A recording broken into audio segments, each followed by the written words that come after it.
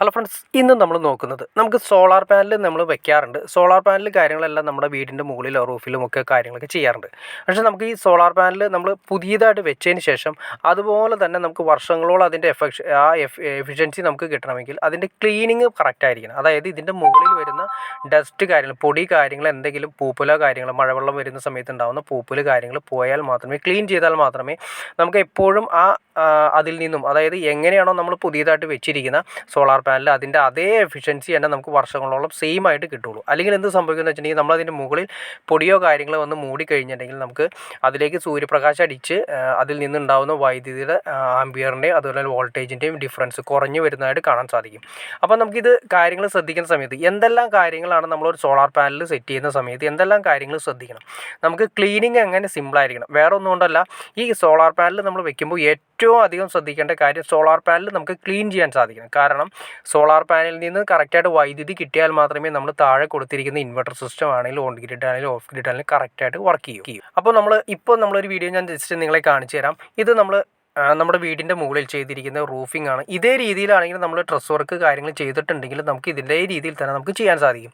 കുറച്ച് കോസ്റ്റ് കൂടുതലാണെങ്കിൽ തന്നെ നമുക്ക് ഇങ്ങനെ ചെയ്യുന്നതാണ് ഏറ്റവും നല്ലത്. കാരണം ഇതിപ്പോൾ നിങ്ങൾ നോക്കി അറിയാൻ പറ്റും, ഏകദേശം 11 പാനലാണുള്ളത്. അത് മോണോപാർക്ക് പാനലാണ് ഈ കാണിക്കുന്നത്. മോണോപാർക്ക് ഹാഫ് കട്ട് പാനലാണ്, ലേറ്റസ്റ്റ് ടെക്നോളജിയാണ് വന്നിരിക്കുന്നത്. ഒരു സ്ട്രിങ്ങിൽ, അതായത് ഒറ്റ സ്ട്രിങ് എന്ന് വെച്ചാൽ ഒരു സ്ട്രിങ് പാനലായിട്ട് നമ്മൾ സീരീസ് ആയിട്ട് കൊടുത്തിട്ട് അതിൽ 6 പാനലും തൊട്ടപ്പുറത്തെ പാനൽ നമ്മൾ ഒരു 5 പാനലാണുള്ളത്. അപ്പോൾ ഈ 2 പാനലിൻ്റെ 2 സ്ട്രിങ്ങിൻ്റെ സെൻറ്ററിലായിട്ട് നമുക്ക് കയറി പോയി നമുക്ക് നടക്കാവുന്ന രീതിയിൽ ജിയുടെ തന്നെ ഒരു സ്റ്റാൻഡ് രീതിയിൽ ചെയ്തിരിക്കുന്നു. അതായത് നമുക്ക് ഈ സെൻറ്ററിൽ നിന്ന് കഴിഞ്ഞാൽ ഇങ്ങേയറ്റത്ത് നിന്ന് അങ്ങേയറ്റത്തേക്ക് ഓരോ പാനലിൻ്റെയും മൂല വരെ നമുക്ക് ക്ലീൻ ചെയ്യാൻ സാധിക്കും. വളരെ സിമ്പിളായിട്ട് തന്നെ നമുക്ക് സിമ്പിളായിട്ട് ഓരോ പാനലും നമുക്ക് ക്ലീൻ ചെയ്യാൻ സാധിക്കുന്ന രീതിയിലാണ് ഇതിൻ്റെ സ്റ്റാൻഡ് ചെയ്തിരിക്കുന്നത്. നിങ്ങൾ നോക്കിയാൽ നിങ്ങൾക്ക് മനസ്സിലാക്കാൻ സാധിക്കും. അതിൻ്റെ സ്റ്റാൻഡ് ചെയ്തിരിക്കുന്ന ഇങ്ങേയറ്റത്ത് നിന്ന് ഈ സെൻറ്ററിൽ നിന്ന് കഴിഞ്ഞാൽ ഈ പാനലും നമുക്ക് ക്ലീൻ ചെയ്യാം, ഇങ്ങേയറ്റത്ത് വരുന്ന പാനലും നമുക്ക് ക്ലീൻ ചെയ്യാം. ഇങ്ങനെ ചെയ്താൽ മാത്രമേ നമുക്ക് ഭാവിയിൽ ഈ പറയുന്ന സോളാറിൽ നിന്നും സെയിം വോൾട്ടേജും അതുപോലെ ആംബിയറും നമുക്ക് ലഭിക്കുകയുള്ളൂ. അപ്പോൾ അതുകൊണ്ട് നമ്മൾ ഇത് ചെയ്യുന്ന സമയത്ത്, നമ്മൾ പാനൽ ഉറപ്പിക്കുന്ന സമയത്ത് നമ്മൾ സ്റ്റാൻഡിന് പ്രാധാന്യം കൊടുക്കുന്ന പോലെ തന്നെ ക്ലീൻ ചെയ്യാനുള്ള ഒരു സെറ്റപ്പ് കൂടി നമ്മൾ ക്ലിയർ ചെയ്തിടണം. ഇതിപ്പോൾ ഡ്രസ് വർക്ക് ആണെങ്കിൽ കൂടി നമുക്ക് അതിൻ്റെ സെൻറ്ററിലൂടെ ഓരോ പാനലും നമുക്ക് സിമ്പിളായിട്ട് അപകടങ്ങളൊന്നും വരാത്ത രീതിയിൽ, വളരെ സിമ്പിളായിട്ട് ശ്രദ്ധിക്കേണ്ട കാര്യം, അപകടങ്ങളൊന്നും വരാത്ത രീതിയിൽ സിമ്പിളായിട്ട് നമുക്ക് ഓരോ പാനലും ക്ലീൻ ചെയ്യാവുന്ന രീതിയിൽ നമുക്ക് ഇതിൻ്റെ സെൻറ്ററിൽ അറേഞ്ച്മെൻറ്റ് ചെയ്ത് ചെറിയൊരു ഐഡിയ പ്രയോഗിച്ച് കഴിഞ്ഞാൽ നിങ്ങളുടേതായ ഒരു ഐഡിയ പ്രയോഗിച്ചാൽ വളരെ സിമ്പിളായിട്ട് നമുക്കത് കൈകാര്യം ചെയ്യാവുന്ന രീതിയിൽ നമുക്ക് സെൻറ്ററിലോ അല്ലെങ്കിൽ നമുക്ക് കോർണറിലോ നമുക്ക് സിമ്പിളായിട്ട് ക്ലീൻ ചെയ്യാവുന്ന രീതിയിൽ അതിൻ്റെ ജിയുടെ മെറ്റീരിയൽ വെച്ചിട്ടോ സ്ട്രോങ് ആയിട്ട് നമുക്ക് ഒരു റെയിലോ കാര്യങ്ങളോ ചെയ്തിട്ടാണെങ്കിൽ ഈ പറഞ്ഞ രീതിയിൽ സോളാറിൽ നിന്നും നമ്മൾ പറയുന്ന സെയിം കറണ്ട് തന്നെ നമുക്ക് വർഷങ്ങളോളം ലഭിക്കും. ഇതിപ്പോൾ നമ്മൾ ചെയ്തിരിക്കുന്നത് ഒരു 5 കിലോ വാട്ടാണ്. 5 കിലോ വാട്ടിൻ്റെ സിസ്റ്റമാണ് ചെയ്തിരിക്കുന്നത്.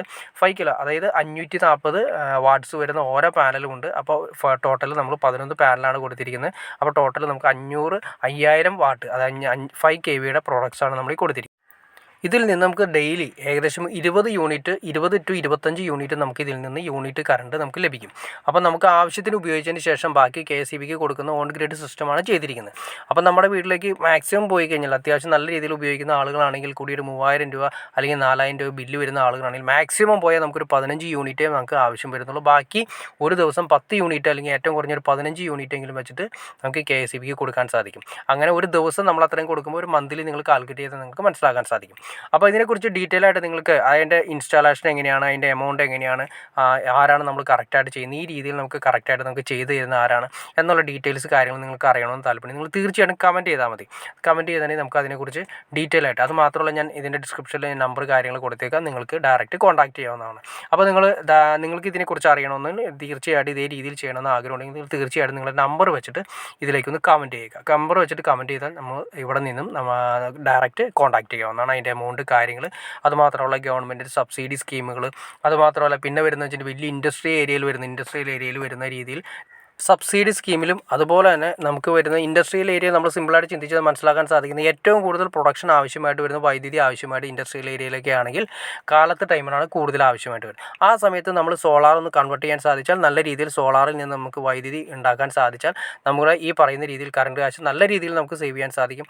അതിന് വേണ്ടിയിട്ട് വലിയൊരു എമൗണ്ട് കാര്യങ്ങൾ മുടക്കേണ്ട കാര്യമില്ല. നമ്മൾ ഉദ്ദേശിക്കുന്ന നമ്മുടെ മെഷീനറീസും കാര്യങ്ങളെല്ലാം വർക്ക് ചെയ്യാൻ ഉദ്ദേശിക്കുന്ന പവർ എത്രയാണോ അല്ലെങ്കിൽ വാട്ട് എത്രയാണോ അതിനനുസരിച്ച് നമ്മൾ പ്ലാന്റ് സെറ്റ് സെറ്റ് ചെയ്തിട്ട് അതിന് നമുക്കൊരു 20% മാത്രമേ നമ്മൾ മുടക്കേണ്ട കാര്യം വരുന്നുള്ളൂ. ബാക്കി 80% നമുക്ക് ലോൺ കിട്ടുന്ന രീതിയിൽ നമുക്ക് ചെയ്യാൻ സാധിക്കും. അതുമാത്രമല്ല ഈ 80% ലോൺ തരുന്ന ആളുകൾക്ക് നമുക്ക് നമ്മൾ എത്രയാണോ കറണ്ട് കാശ് അടച്ചുകൊണ്ടിരിക്കുന്നത് അതിൻ്റെ ആ സെയിം EMI വെച്ചിട്ട് നമുക്ക് മന്ത്ലി ഈ പറഞ്ഞ രീതിയിൽ ലോൺ അടച്ച് ക്ലിയർ ചെയ്യാൻ സാധിക്കും. മാത്രമല്ല ഈ പറഞ്ഞ രീതിയിൽ ലോൺ ക്ലിയർ ചെയ്ത് കഴിഞ്ഞതിന് ശേഷം പിന്നെ വരുന്ന ഇൻവെസ്റ്റ്മെൻറ്റ് ബാക്കി വരുന്ന പിന്നെ അതതിന് ശേഷം വരുന്ന ലോൺ ക്ലിയർ ചെയ്തതിന് ശേഷം ബാക്കി വരുന്ന വർഷങ്ങളിലെല്ലാം തന്നെ നമുക്ക് ഫ്രീ ആയിട്ട് എനർജി യൂസ് ചെയ്തുകൊണ്ട് കറണ്ട് യൂസ് ചെയ്തുകൊണ്ട് നമ്മുടെ ഇൻഡസ്ട്രി ഡെവലപ്പ് ചെയ്യാൻ സാധിക്കും. നല്ലൊരു ഐഡിയ ആണെന്ന് എനിക്ക് തോന്നി, അതുകൊണ്ടാണ് ഞാൻ നിങ്ങളുമായിട്ട് ഷെയർ ചെയ്തത്. അപ്പോൾ നിങ്ങൾക്ക് ഇതിനെക്കുറിച്ച് ഡീറ്റെയിൽ ആയിട്ട് അറിയണമെങ്കിൽ നിങ്ങളുടെ നമ്പർ വെച്ചിട്ട് ഇതിലേക്കൊന്ന് കമൻറ്റ് ചെയ്താൽ മതി. അപ്പോൾ ഓക്കെ ഫ്രണ്ട്സ്, നിങ്ങൾക്ക് വീഡിയോ ഉപകാരപ്പെട്ടെങ്കിൽ തീർച്ചയായിട്ടും ലൈക്ക് ചെയ്യാൻ മടിക്കരുത്, ഷെയർ ചെയ്യാനും മടിക്കരുത്, സബ്സ്ക്രൈബ് ചെയ്യാനും മടിക്കരുത്. എനിക്ക് തോന്നുന്നു കൂടുതൽ ആളുകളും കാണുന്ന ആളുകളെല്ലാം തന്നെ സബ്സ്ക്രൈബ് ചെയ്യാതെ കാണുന്നത്. തീർച്ചയായിട്ടും നിങ്ങൾ സബ്സ്ക്രൈബ് ചെയ്യുക, എന്നാൽ മാത്രമേ നമുക്ക് ഇതുപോലുള്ള ഇൻഫർമേഷൻസ് ചെയ്യാനുള്ളൊരു മോട്ടിവേഷൻ ലഭിക്കുകയുള്ളൂ. അപ്പോൾ അതുകൊണ്ട് തീർച്ചയായിട്ടും സബ്സ്ക്രൈബ് കൂടി ചെയ്യുക, ലൈക്കും ചെയ്യുക, ഷെയറും ചെയ്തേക്കുക. ഓക്കെ ഫ്രണ്ട്സ്, അടുത്ത വീഡിയോയിൽ കാണുന്നവരെ ഓക്കെ.